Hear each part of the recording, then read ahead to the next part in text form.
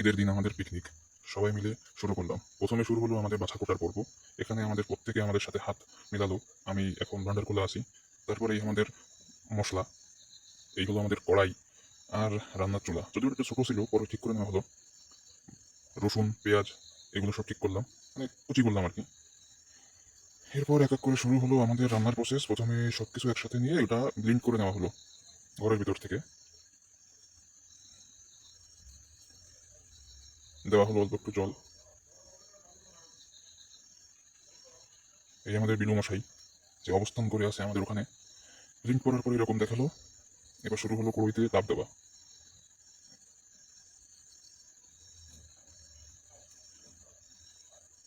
কড়াইটাকে non sticky করে নেওয়ার জন্য প্রথমে কিছু লবণ নিয়ে তাতে তাপ দেওয়া হয়েছিল।